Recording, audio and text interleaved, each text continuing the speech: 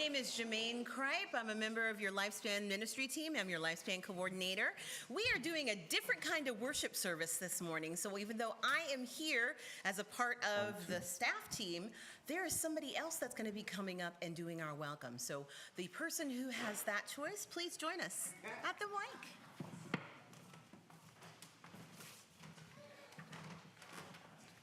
Good morning, Beacon. Good morning. Yeah. Welcome all to this place of love and justice. This place where we attempt to live up to humanity's highest ideals. Do we fail? Yeah, we do. Often. Do we try again? Yes, we do. Always. I like that. Yes, thank you. Because we are people looking out for each other, all others, and the planet. Welcome to this place of love and justice, to this gathering where the sacred and the holy are our being together. Please take a minute to say hello and greet the people next to you. And it's a minute. Reverend Jay or someone's going to cut you off. You're going to do the Jeopardy theme. Right. It is on. Okay. Yeah. Testing 1, 2. Testing 1, 2. Yeah, let's turn. There we go. Testing 1, 2, 2, 2, 2, 2. You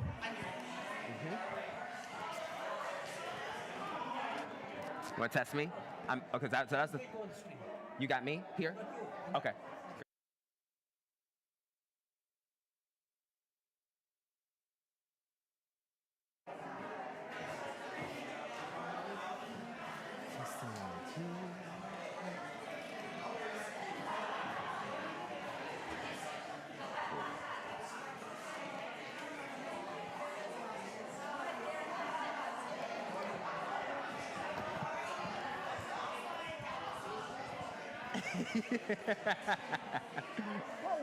Hello. You too. Taking another one of those, but I thought I'd better. Right? I know. All right. So we're probably going to have to announce people so they know what to come up. Da-da-da-da. Da-da-da-da. Da-da-da-da. Da-da-da-da. Da-da-da-da. Da-da-da.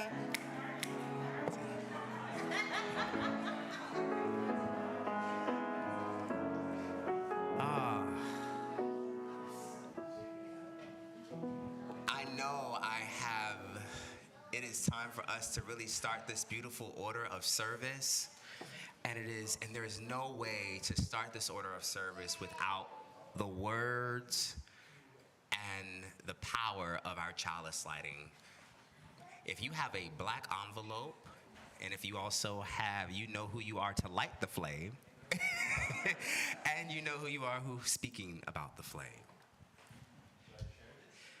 You can show it, yeah. When you get one of those, yeah, Come on, baby, light my fire. Who has my chalice reading? Yes, come.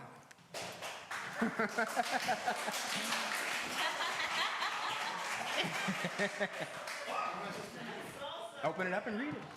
Open it up and read it. Uh-oh. Yeah. And the winner is... We light this flame reminding ourselves to treasure the magic in the mundane, in the words of carbon dioxide, oxygen, nitrogen, rapid oxidation, into light, heat, and the dance of the flame. We light this chalice, kindling, remembering our innate sense of wonder at the very real magic of our world. Amen.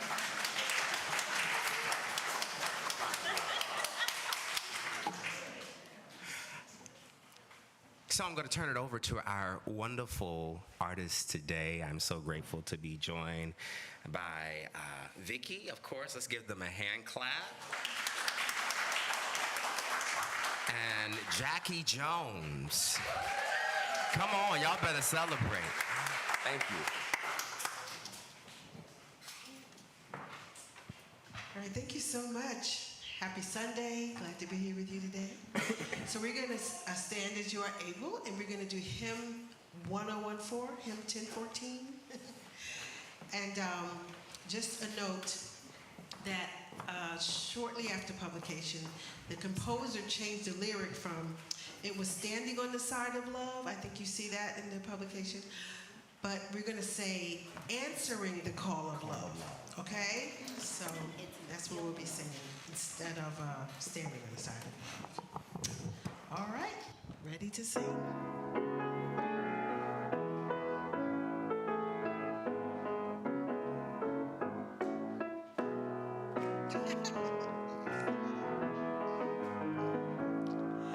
The promise of the Spirit,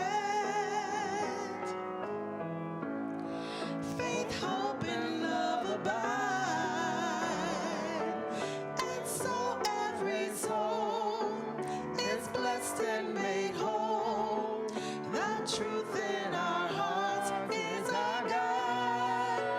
We are answering the call of love. Hands joined together as hearts beat as one. Emboldened by faith, we dare to proclaim we are answering the call of love. Sometimes we build a barrier to keep love tightly bound, corrupted by fear, unwilling to hear, denying the beauty we found. We are answering the call of love. Hands joined together as hearts beat as one. Emboldened by faith, we dare to proclaim we are answering the call of love. A bright new day is dawning, when love will not divide. Reflections of grace in every embrace, fulfilling the vision divine. We are answering the call of love. Hands joined together as hearts beat as one. Emboldened by faith, we dare to proclaim we are answering the call of love. We are answering the call. We are answering the call of love.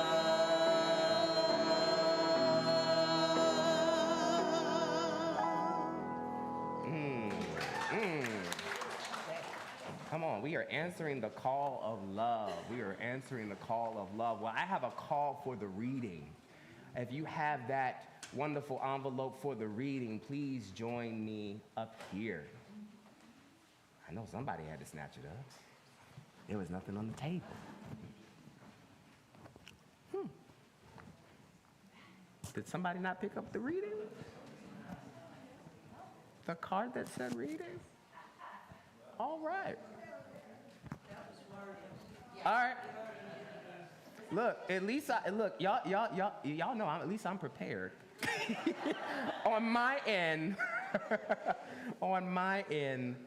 oh, well, let's get to the reading. Actually, I have the book. Thank you. I keep the hard copies. So, as we look into the reading today, it comes from one of my favorite scholars and friends. It's actually called Black Aliveness and the Poetic of Being. You'll hear some of that in my talk today. It is by Kevin Kwesi, who talks about the following.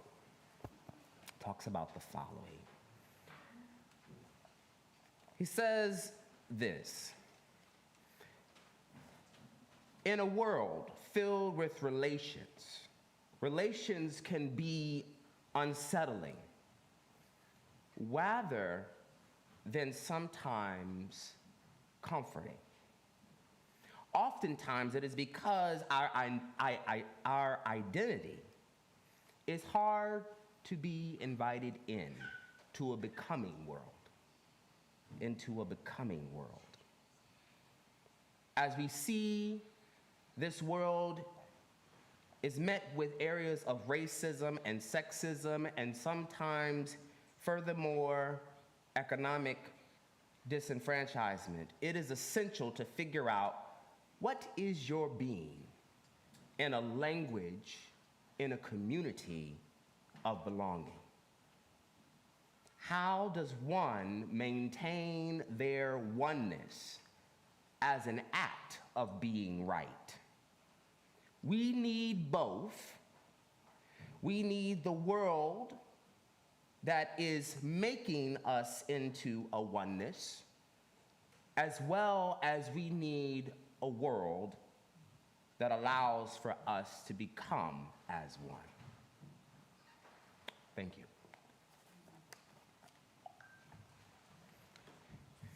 We will now have our time for all ages. Good morning. Thanks, Jay, for that reading. I'm hoping, okay, not here yet. We'll do it in a little bit. This morning's Time for All Ages is going to be a little bit different, as you've noticed that this service has been a little bit different. Can I just tell you, one of my favorite sounds is the sound of little feet, just dum, dum, dum, dum, dum, dum, dum, dum. I'm like, get up and do that, because in a few years, the hip bones are not going to allow you to do that. Live it while you can, baby girl. Anyway, this morning I'm gonna need a little help to tell our Time for All Ages. Oh, good. But before we do that, I have a special announcement to make. And I'm trying not to get schmoopy because it's my kids, man. For the last 2 years, we've had a young person working with our children. And if you've had kids in pre-K or K1, they've gotten to know this young lady. And if you've been in the RE program or in the youth program, you've watched her grow. I remember her from when her parents first brought her here as being the shy little one who looked at me like, I don't know, lady. And it pretty much kept that face for like the first 2 years. And then all of a sudden, she just blossomed into this amazing person who not only stepped into leadership in our youth group, but took on the role of being a caretaker for your children. So if I could ask Isabel San Miguel Legru to come forward, I would like to...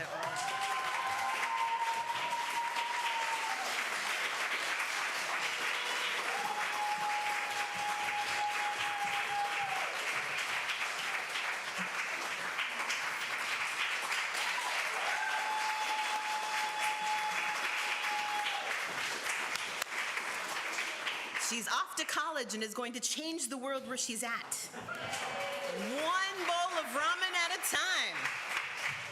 So again, this morning I'm going to need some help with it. And I am so excited by watching how all you've been so animated, because today is about embodiment. It's about movement. It's about getting the figgles out.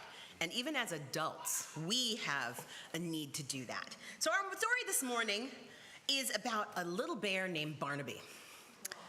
He woke up grumpy. You know how it is. You get up and you're just like, ugh, sunshine. Ugh, hot pancakes. Oh, my sister smiled at me.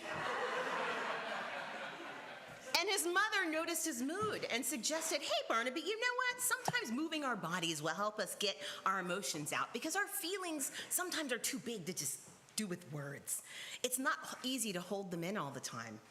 Getting those emotions out can make getting through the moment a little bit easier. So why don't you try moving your body? Could you join Barnaby in this exercise? Some of you have, or probably have near you, if it's not on your seat, scarves. So if you don't feel so inclined to get up, you can move your scarf in the manner, or you can get up and just move your bodies. I'd love to see the body movement. Engage your curiosity. Give it a try. You can stand or stay seated. It's up to you. So Barnaby's mom called out the following feelings, and when you're ready, I want you to express them the way you are. Let's move in a way that does that. So the first feeling she threw at him was angry. Barnaby stomped like an elephant, feeling the earth rumble beneath him. He stomped harder and harder. And with each stomp, his grumpiness kind of got less. Then his mom called out, "Silly."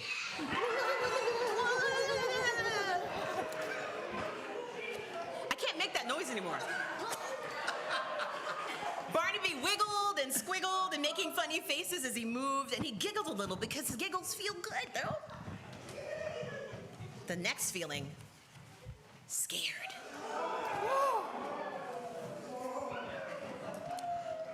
Barnaby wasn't a fan of this one, but he was familiar with it. So he held on to it knowing that his mom was there to support him. And finally, happy. Barnaby hopped like a bunny, he shimmied, he shook, and he stretched his arms and legs, arching like a cat. He yawned and stretched again and felt a sense of release. Like the grumpy clouds in his head were finally cleared away. As Barnaby moved, he felt a shift.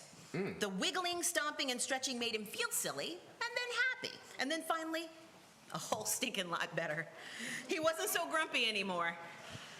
He told his mommy, "I feel a lot better now. Moving like a worm, an elephant, and a cat really helped me feel happy." So Barnaby learned that moving his body in different ways could help him move through grumpy feelings and find his way back to joy. Which, as we know, has been kind of hard to grasp lately, hasn't it? A lot of hard things, disappointing things have come down the pike for us all. And for the way our country governs itself, how more and more of us are struggling with our physical and our mental health, an ability to take care of our loved ones, and how we relate to each other. It's just deteriorating, but it's enough to make you want to curl up and hide like Barnaby did in the morning. Ugh, sunshine. But we're Unitarian Universalists, y'all. We don't hide. Come on. We show up for love and uplift a world to let them know that we can be a beloved community and we can create that, and that our joy can be restored if we use every tool in our toolbox, including embodying our shared values. I have one little bit I'm going to ask you again to move, but this time I want you to dance. Uh-oh. So if you know the electric slide or anything else, please get in there with it. Vicki, can you play us a little bit more of that Answering the Call of Love? And I want you to embody the motions of hopeful. If y'all know the electric slide, we're gonna go one way. Okay, 3, back 2, 3, step forward, And- tap, step back, and turn. do it again. One. Good job, y'all. Back it up. Back. I love it. Forward, tap, step back, tap. Holding by faith, we are answering the call of love. We are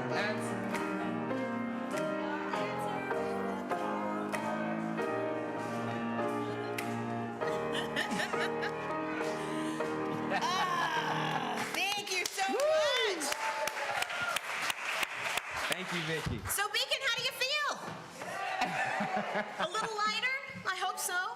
Let's help each other remember that this is the call we as Unitarian Universalists have to use our voices, our votes, our money, our time, our bodies, everything to keep expanding our spaces, making room for more folks to get up and get down and protect the freedoms we have, creating a better world that we so desperately need. Here ends our time for all ages.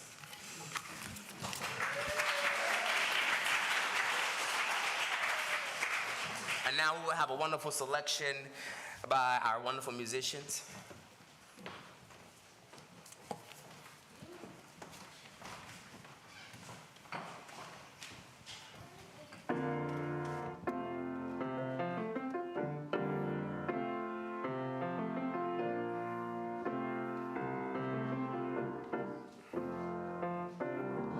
This is what I know. We are all connected. The universe reflected in each shining part. And everywhere I go, I recognize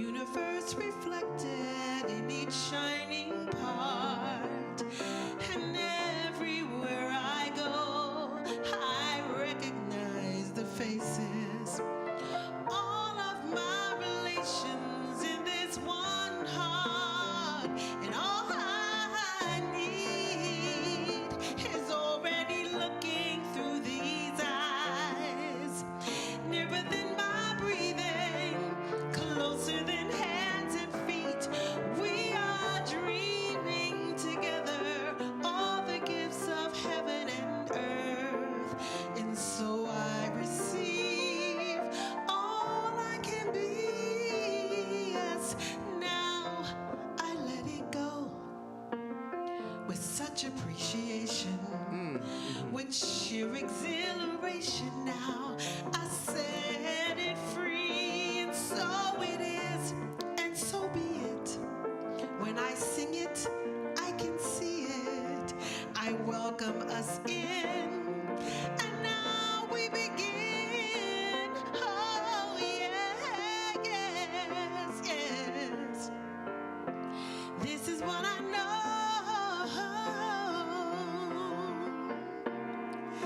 that we are all connected, yeah, yeah, yes. This is what I know,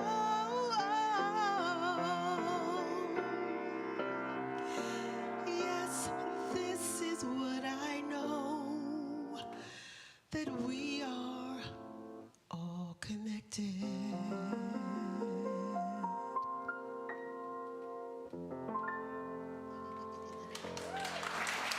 That's all right. That's all right.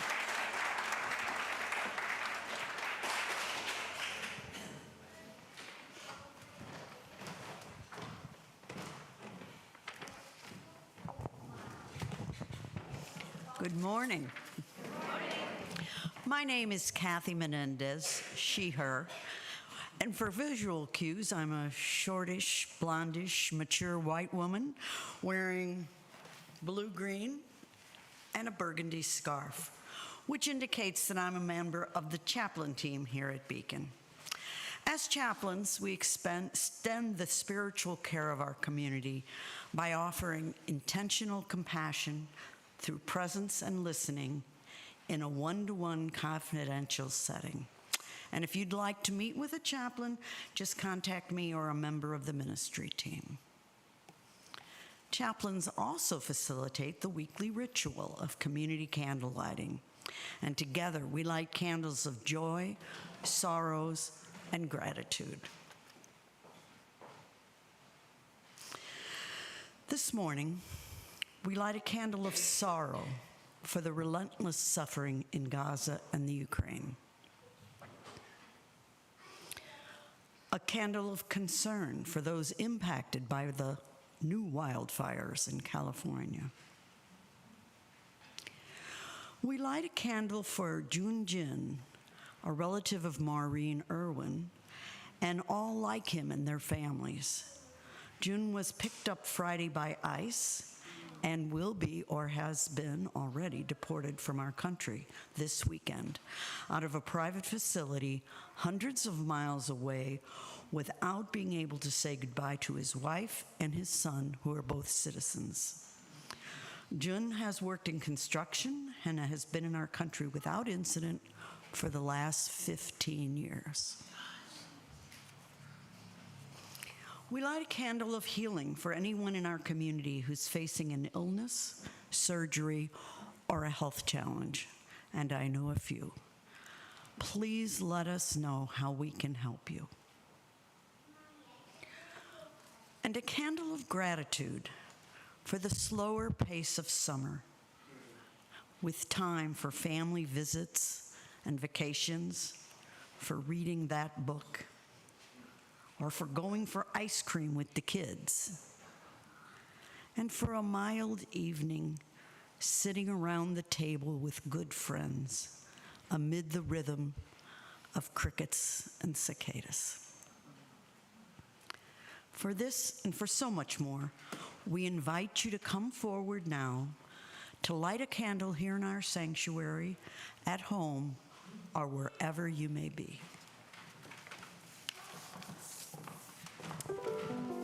And if the children can join me in the sunroom afterwards for our program, that would be wonderful.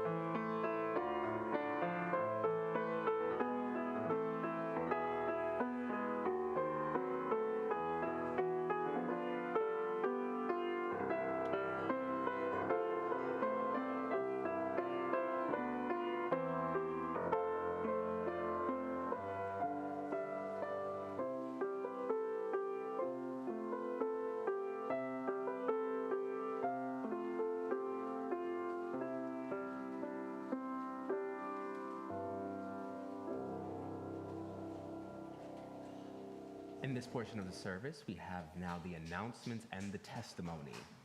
Can you hear me now?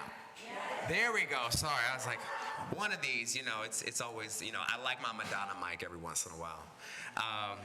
Yes, I'm just asking, does anybody have the announcements and testimony? Yes, come with the little one.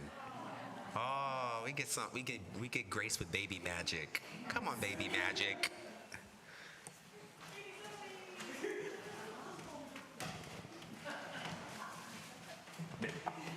Hello, little friend. I'm gonna keep you close.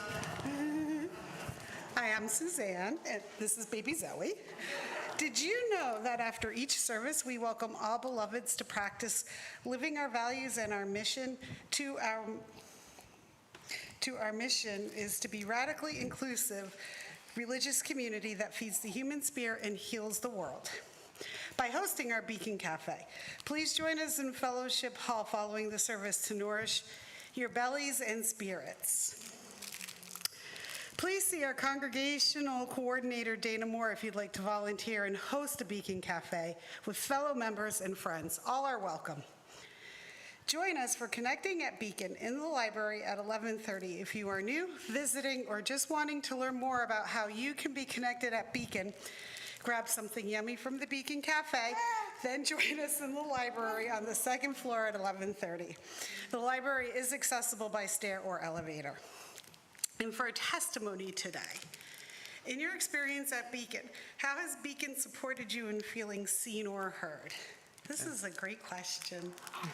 I could talk about so many things, so many experiences recently, but I think one of the most profound ones was I grew up at Beacon, and my junior year in high school, all my friends were going to youth group at their church, and their church, and their church, and I would go join them. And it never felt quite right. And so one day after services, I said to David Bumbao, I said, hey, how come we don't have youth group here? You know? I go to all my friends' youth groups and they really love it. And I go, but that whole little Jesus thing, I get tied up on that. It's not really my thing. And he's like, you know what? Let's start a youth group. And Wow. so that's, I got to help kind of shape it in its early days. And then as an adult, I got to come back and be a youth group advisor for many, many, many years, which I've also loved. So that's one way that it was just, and I remember that, and when I want to say something, or when I see something and I see a need and I'm too nervous to speak up about it, I remember that experience and I just go for it. Oh. And I can't wait for this little one to be in youth group. Oh, my gosh. Thank you. Thank you. Thank you, yes.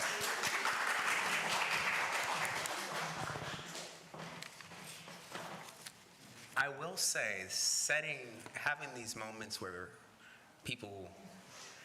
these are randomly picked. Questions are they're read. I just want to say that's not prompted.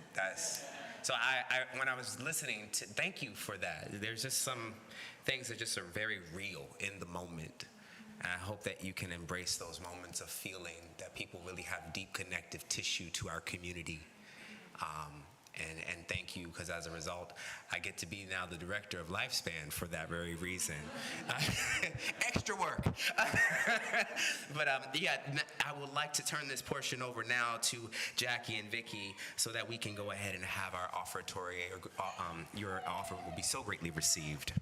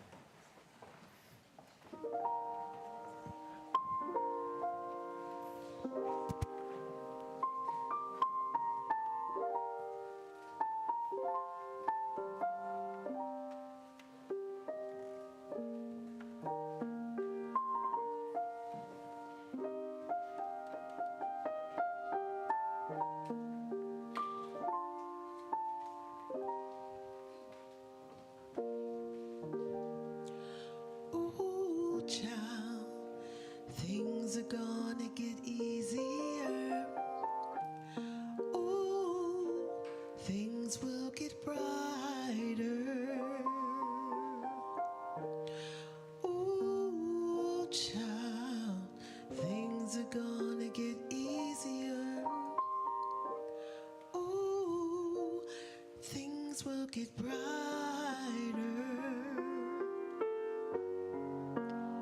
Someday we'll put it together and we'll get it all done. Someday when your head is much lighter.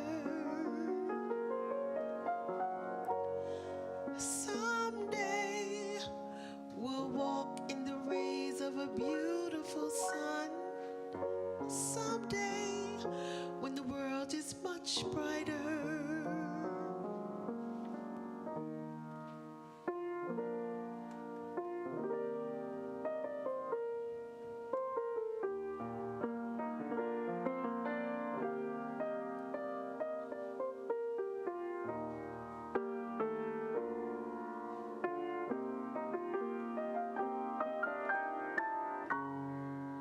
Someday we'll put it together and we'll get it all done.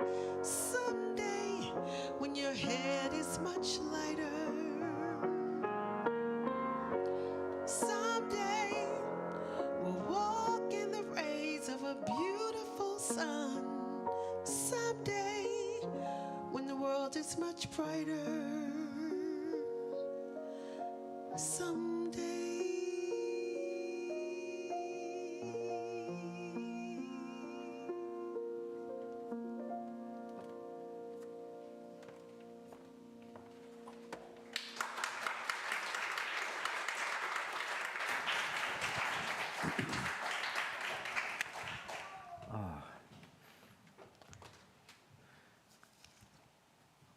Well, I didn't get a chance to do the opening of who I am, but for those of you who do not know, or you are new to Beacon today, I am Reverend J. My pronouns are they and them. I am a travel-sized person. As most of you know, I could probably fit in a decent-sized luggage. And I am wearing a white shirt. I need to go on a yacht today. Let's just put it that way. It's time to get out there today. This has been a beautiful series for me. And I want to say that today is the third series. This is the final one. So if you came and you missed the rest of the party, you can catch it online. But as the third series today, I want to point out a few things. We've been doing a series that has been about embodiment, and we've engaged in various topics. And I hope today I can leave you with something that will get us a little bit more mobilized. Jay, we just moved, and then the other day you were laying in the bed, and what's next, right? Y'all know how I do. So I just want to, I hope to bring us to a place today where we can look at the body politic. This is about being human again. Human again. To be human is such a call. To be fully in our humanity. To be fully present. In my description, I talk very carefully about W.E.B. DuBois. He was one of my major folks of my research at the time. And he asked this daring question in his book where he talks about the souls of black folk, written in 1903. He says the following: how does it feel to be born a problem?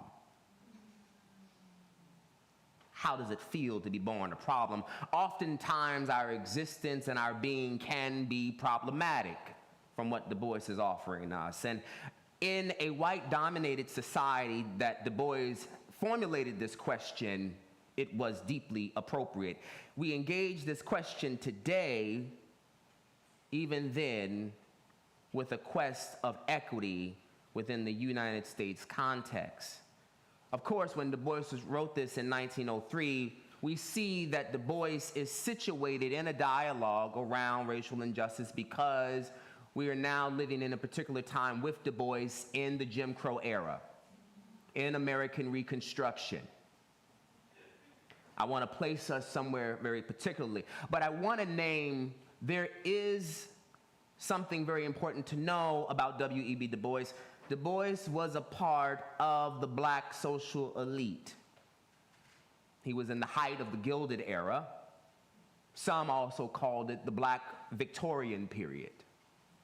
This is where black folk had decided to become, in the words of Mrs. Mary Locke, Lang Locke's mother, who was the Harlem Renaissance historian. His mother said that we became cultured. Black folk had become cultured. They had become sophisticated, able to embrace that which they had never had before. Those had decided to go up north, or also actually in some way figure out a way to navigate the emancipation. Du Bois names himself in that time and period also as a black free thinker. If you don't know, Du Bois was a Rhodes Scholar. He was one of the first African Americans to do so. And Du Bois understood the importance of distancing himself from systematic dogma and religious institutions. It was a courageous move for somebody such as Du Bois, who had already had such a social standing. Maybe it's time for us, Beacon, to engage Du Bois's question again. Maybe we can use this question to engage the task before us. In the previous series, as some of you know, we learned that along our journey of becoming, we would be met with Procrustes, or a Procrustean complex, where we are called to fit in a society that's not necessarily made for us. Of course, the following week, we learned how to impart in each other collectively and creatively to flow into a meaningful sense of interconnectedness that got us embodied through the spirit of Namo. And today, I just want to offer us a moment maybe to just be human again. To be human again. I am sure no one seeks to identify themselves as a social political problem, as Du Bois was trying to point out. There are many social political fears that we end up facing. There are parasites that we see. There are political administrations that make us feel endangered, and they also seek to desecrate the very actions of our human existence and being as a right to have our full humanity. I had to craft this sermon, and I will say at this present moment, I probably woke up in the middle of 2 a.m. last night to get this out of my system. As I thought I was writing something for one season, I ended up having to put some things on hold. So bear with me as this is fresh off the press of this mind. I want to say that this sermon is to share the memory and the dedicated research to my transatlantic ancestors. That before they could walk across the stages to collect degrees like Du Bois, they were assessed actually and infamously on the auction block. Before they could even receive titles like doctor and reverend, they were given titles like plantation overseers and spiritual Christianized leaders to oversee black folks' worship. I bring this up as a small comparison because the body is then socially, politically commodified. And I know that my ancestors also would not have been able to do anything that Du Bois had offered in his book in 1903 if they were not on the auction block as the first stage. They would not have been, I would not have even been here, my first stage, right? So I have to put that in comparison when we think about the politic. The auction block is a perfect example of the politic. And I bring this up to make the comparison to engage us to think critically and deeply about what does it mean to be a body politic, or in the words of DuBois, the problem. A fetal problem that does not fit the hegemonic social status. I know it's weighted today, and I'm not trying to give you but so much of a weight, but if you can just bear with me. What does it mean for us to be political? Is it merely governmental administration affairs where we handle our countrymen and women and trans folk? Is it the art or science of government on how we work out our laws and resources and distribute power? I'm sure you would say, absolutely, yes. That is political. But if I may, I can't really suggest that that's the politic I'm comfortable with. Can I be honest? If my government is only concerned about the laws and the resources and the distribution of power and administrative affairs related to the countrymen, then I haven't seen a politic that actually is concerned about the welfare of our humanity, the well-doing of our humanity, and the well-being of our humanity. We have failed to see the bodies that inform the politics. Instead, the politic now is informing and controlling our body. And I'm concerned, Beacon, that we may be regressing into a Procrustean practice as we sit in a government's bed, allowing for the government to cut off health care, cut funding of education, and cut off public resources, stretch out and prolong violence in Gaza while acknowledging that starvation is happening, stretch out on acts of deportation, stretch out on harm that also is happening right now in the central part of New York where they are handling all of the deportees. The politic is stretching families and causing longer and harder issues where they are cutting off families. And we, in some way, are finding ourselves to struggle. We are cut off by lies and cut off from the truth. Our voting is slowly being cut. This is a Procrustean experience, as you remember. America is being mutilated and manipulated and being severed on every hand. Even today, Flint still doesn't have clean water.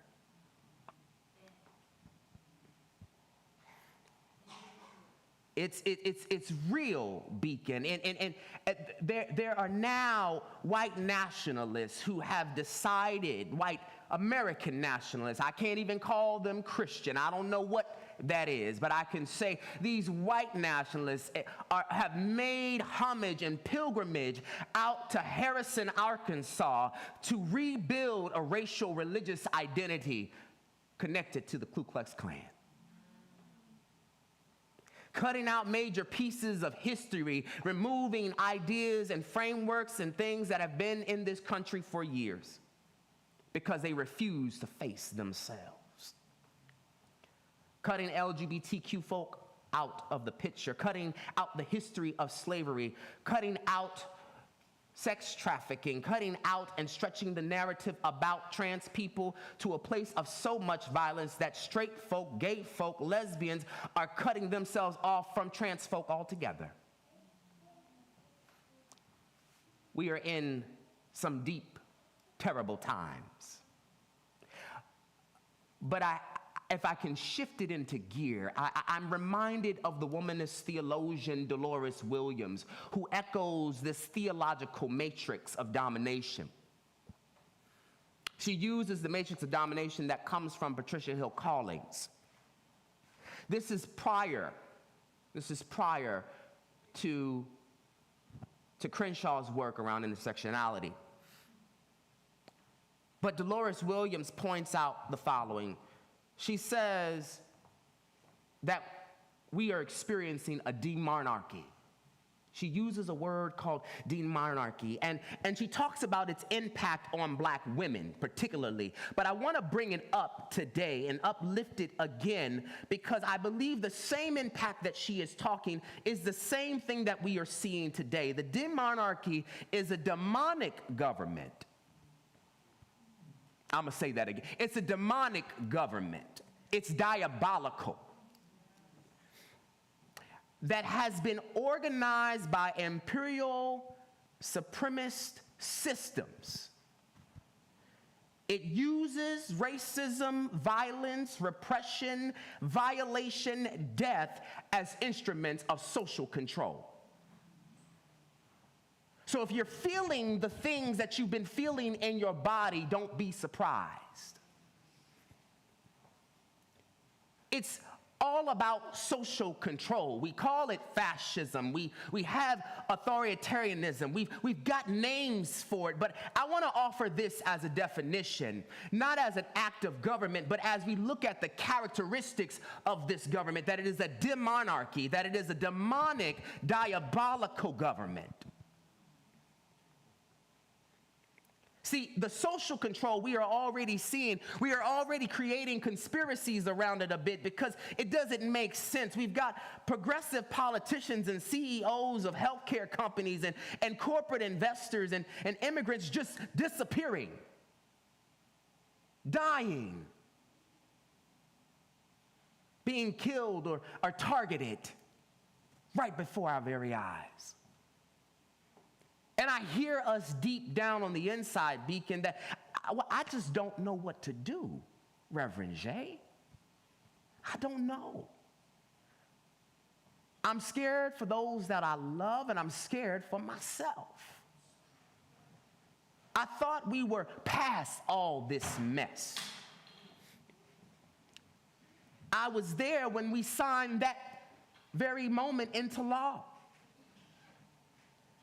I was a part of a movement for freedom and lives that mattered. My body is not used to this.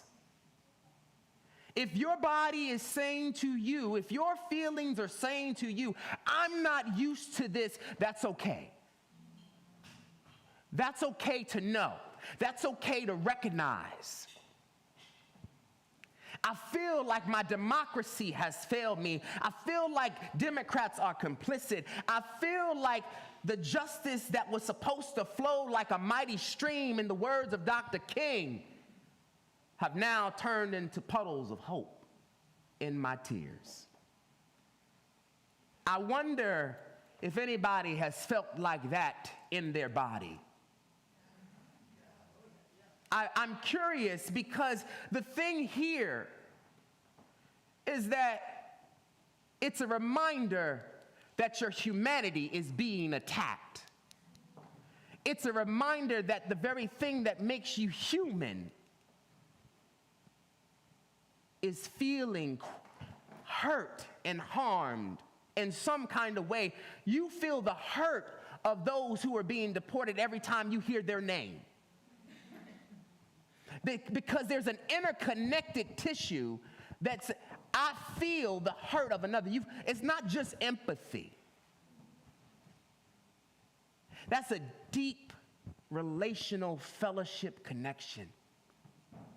It's attached to somebody else's dignity. To know that when I hurt, you hurt. The African phrase where we say Ubuntu says, I am because we are. So if I hurt, you hurt. If you hurt, I hurt.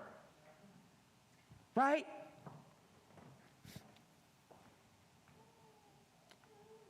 This is the body politic.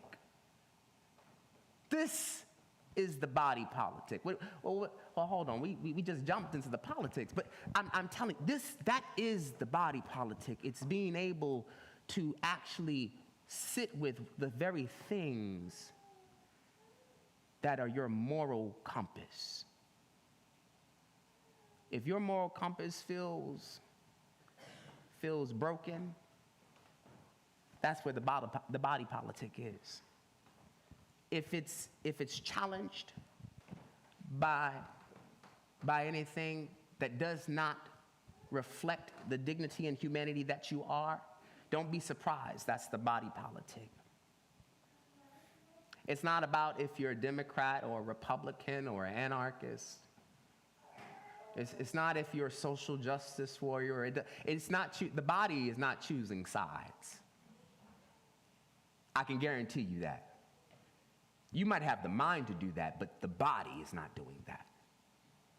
The body is sitting with some deep knowledge. The body politic, my dear friends, is my hope, if I may, to reduce some of the Procrustean opposition that we feel, that we have been facing daily. That hopefully we can do like we did a little bit last week. And I incorporated a little bit of what I heard. We need to do that again. Invite people to just have a moment with the worship. I want us to remind us that we have the ability to be participatory with the spirit of responsibility to embody the worth of this congregation. I want to remind us that we have been given in this country, particularly the religious authority to be protected under the First Amendment. And that every time that we show up on a Sunday, it is a public declaration, and we are, yes, a political force to be reckoned with as a congregation. We are a political force to be reckoned with. Beacon is a political force to be reckoned with in this congregation when we think about how we show up on a Sunday. And today, I want to invite you to be okay with being a problem child. If you've ever thought about being born a problem, then welcome to my world. I invite you to be a problem child. It is okay, Beacon, if you are a problem child. If you have never been one, then join the club. I'm going to have a card waiting for you at the end because I want to make sure that you get your certificate today on being a problem child with a body politic that just says, I do not actually believe or work in the systems that cause people to feel erased. A problem child sometimes has been often seen as the middle child. Well, if you are the middle child, you are a lucky one because the problem child is always in the middle of something. Some of y'all really laughing because y'all know I'm the middle child too. Right? That's what we need to have. You represent, believe it or not, being in the middle of the problem. You are the intersectionality. You are the disturbers of the peace. You, in the words of James Baldwin, you also are the pluralistic problem. Can't nobody handle all that you are working with. You are so much of a social political problem that is in the middle of everything. You are singing Lady Gaga in the back of your head saying, I was born this way. You were jamming with it in your car. I just want to remind some folk today that if you have ever experienced it, it's good to be born a problem in this regard. I know that's not what DuBois would probably want me to say, but I look, as a shared free thinker and an intellectual, I have to say, I got to push back on my ancestry just a bit for this one because I gotta say, it's okay to be a problem. Can everybody just say, I was born this way? You were born this way, so that means that our government is not going to like you because you're a woman. Can I be real? They are going to sit back and figure out a social way to control your body, to remove your choices and your agency. You were born this way. I need to remind some folk that you were born this way, that you are a person of color or a queer person, and you are not easily prescribed to language as quick as pronouns as he, him, or she, or her, or they, and them. You are moving beyond the binaries in this world, and you are offering us a future that we have yet to communicate. You were born this way. You were born this way because the simple fact of the matter is that while your body is an able body, it is those who are living with disabilities who help us reimagine structures and formations inside this architectural structure that we are in now to help us say, let us come together and belong and be and have our body You were born this way.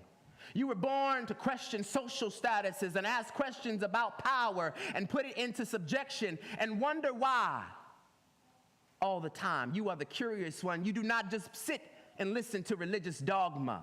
You got questions about how we can make things better. You were born this way. Your body matters. I think I get where you're going, Reverend J. I think I do. Your body has legitimacy.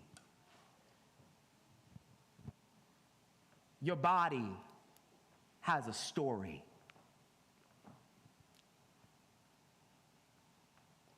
Your body has legacy. It is poetic flesh.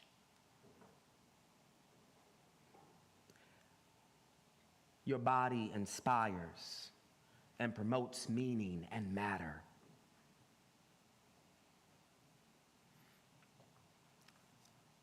I want to just offer this moment to us a little bit more.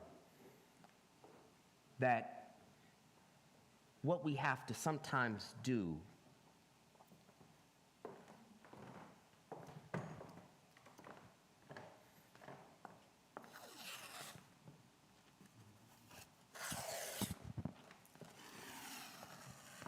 sometimes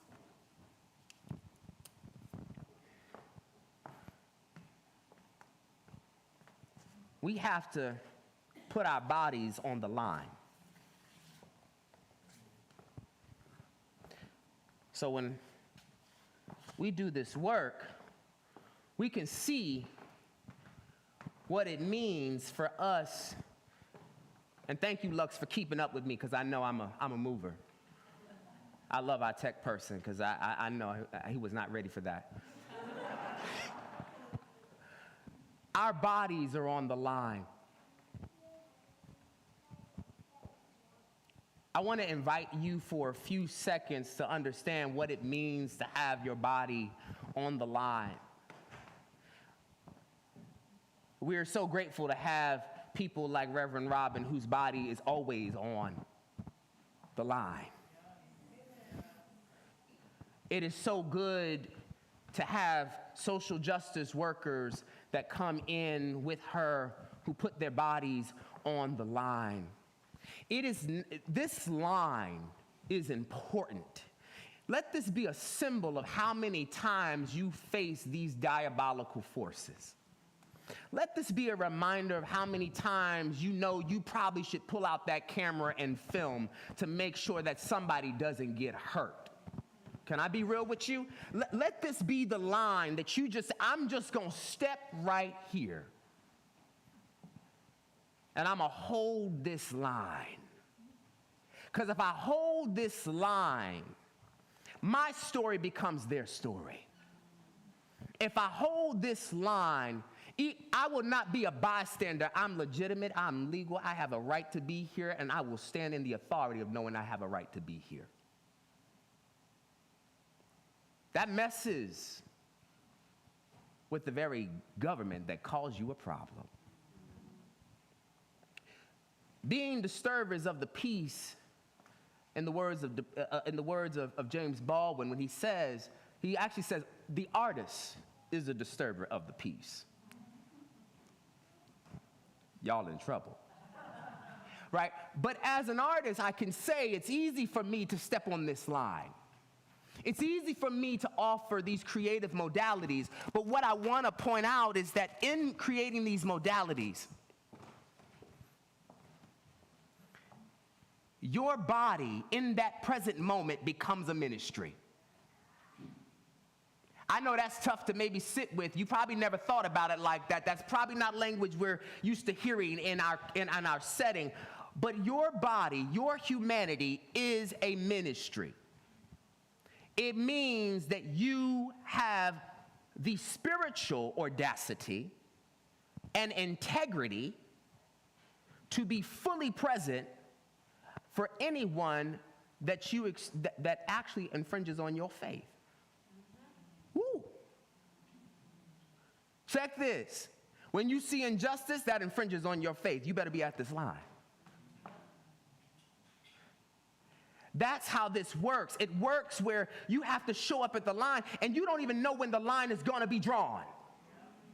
But don't wait for your enemy to draw the line.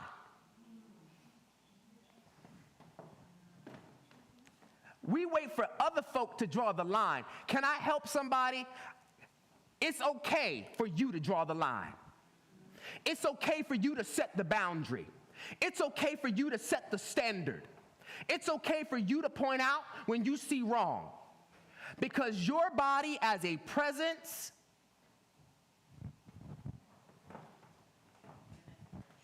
is already ministry. Small example. They train us. They trained me many times ago because I was working in inner city to spot abuse. And particularly when it came down to masculine or male folk, it was important that if we saw something, high verbiage, aggressive verbiage, escalated talk. As a teacher in inner city, if we heard any kind of aggressive, boisterous language, we were told to step forward. And all of a sudden, we would see that aggressive, abusive tone decrease. But you gotta have presence. You gotta have a moral courage about you, that when you show up, somebody already knows not to fool with you. Not because you gonna break out in a fight and look, I'm from the Bronx, so we come like this. I know that ain't Summit now. That's not how we do it here. I know, it's okay. But I'm that one. Robin knows. I had to ask. I said, is this a nonviolent congregation? I said, because I'm from the Bronx. I said, don't let this hat and shirt fool you. But truthfully, it's your presence. It's the establishment of presence and posture and position and knowing that you are no one to fool with because you have full personhood. You have full personhood for those who are sitting with those fears of being taken advantage of. You have full personhood and control that actually says no more. I love, as much as it's difficult for me, I appreciate watching those who try to stand in the midst and in between ice. Because they are using their body as a force on the line. It doesn't reflect the values, not of only a person's mentality, but of this country.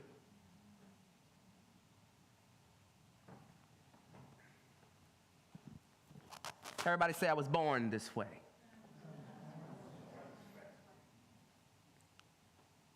I was born this way. My body is a ministry. My humanity is a ministry. I was born this way, and I can't push back. My body is a part of a unit. It is a part of a unit called Beacon. My body is not cut off from you, nor are you cut off from me. My body is not stretched over here and stretched over there. My body is a part of creation, and you add to it. My body is political resistance. When I take a nap after dealing with capitalism all day, my body, come on, right? Audre Lorde tells us that actually self-care is not self-indulgence. It's an act of political resistance. I invite you to take a nap. Take a nap after that 9 to 5. Take a nap in the middle of that break period and just phone off, calendar off, rest, because you are a problem. Your nap is a problem. The way you sleep is a problem. The way you make love is a problem. Everything that you about to do as a body in this world can be a problem. Don't be surprised. Agent Orange is already looking and trying to find so many problems. Your body is an agent of change. It calls people into courtship. It calls people into accountability. It calls people into fellowship. It calls us to be accountable for the wellness and the well-doing and the well-being of each other. If you've ever showed up in a room and you just so happen to be the different kind of body, I can guarantee you'll change the order of how people see their position. Your body is not make-believe.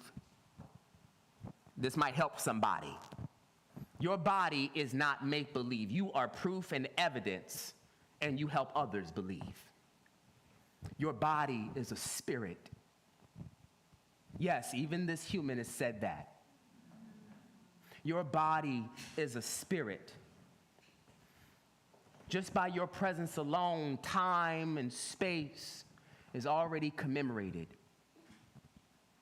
You are a representation of ancestors and folk that believe in the formation of love, hope, and a future. Your body is not up for negotiation. I reject, if I may be a little academic about it, I reject any ontological political crisis imposed on your body. Ontology is just a wonderful fancy word for the study of being.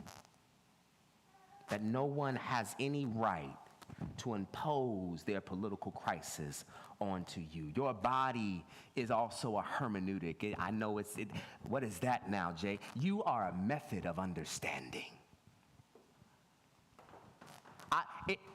I love that. You are a method of understanding. The things that I get to hear, the stories I get to know, that is why you are a legitimate beacon. Your body is an ethic. Your body is a wisdom. Can y'all just help me? Can you just say, I was born this way? Your body is rationality. Your body is a necessity. Your body is a reason to be. One of my favorite songs is in W.E.B.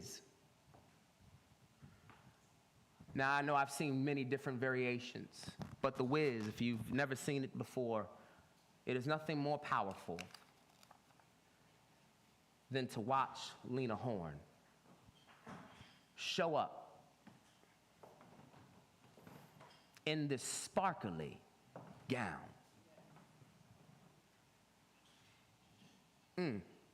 It's gonna make me full. There are children as stars. And she's talking to Dorothy, who is played by Diana Ross. And she says, all you had to do was click your heels. She said, you can go home, child. You can go home. Your politic doesn't belong to anybody else because your body is a home. And she says it very beautifully. I think it's something that we just sometimes need. That she simply starts off, she says, believe in yourself. Believe in yourself. She reminds Dorothy that very moment, believe you can float on air. Believe you can make time stand still. Click your heels 3 times. If you believe. And she tells her, she says, don't believe because I told you to. That's some deep stuff. I don't want you to believe in any of this series because I told you to, but believe in yourself right from the start. You've got to believe in the magic right there in your heart. Go ahead and believe all these things. And Beacon, just for a moment,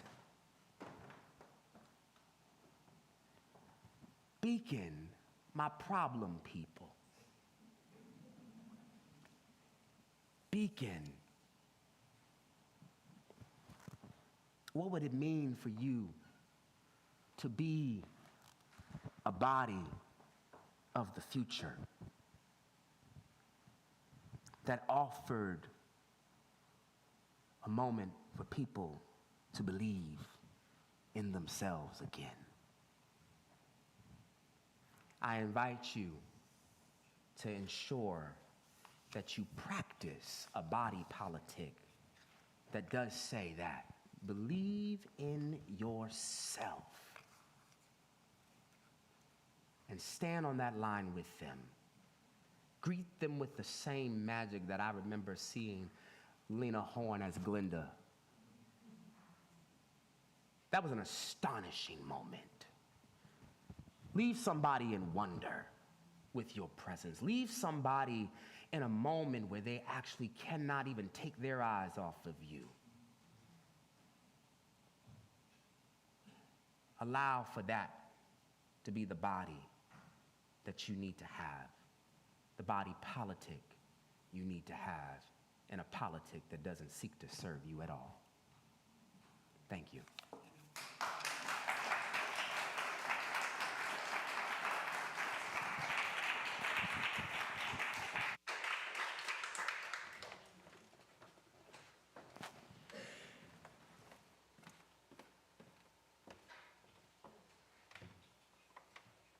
Thank you so much, Reverend Jay. That was very moving and one of my favorite musicals, W.E.B. Yes, believe in yourself. All right. Let's build a new way right now with that. On the line, we can build a new way. Was 10, 10:17, right? Yes. All right, thank you. Let's stand as we are able. We're gonna build a new way, y'all.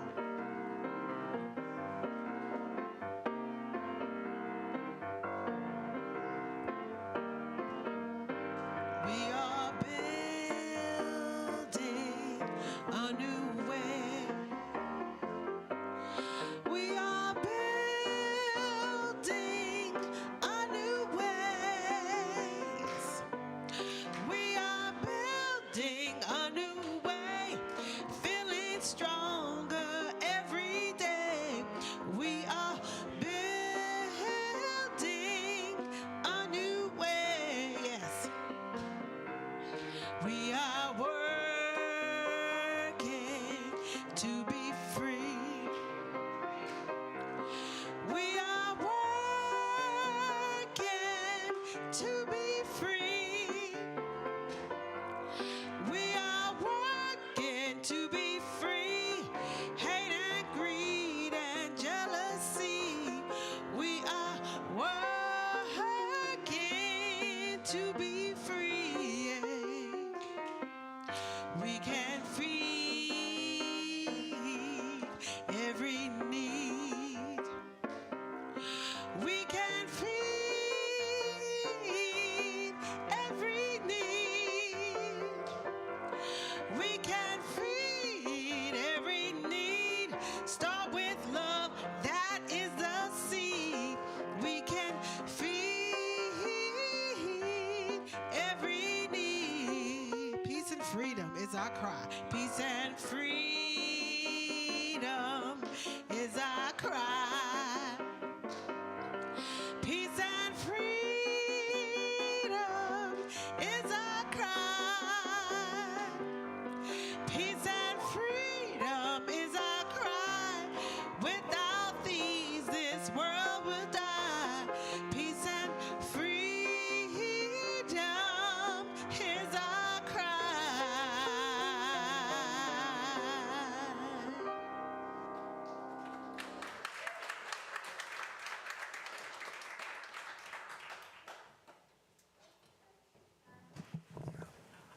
my friend with the closing words.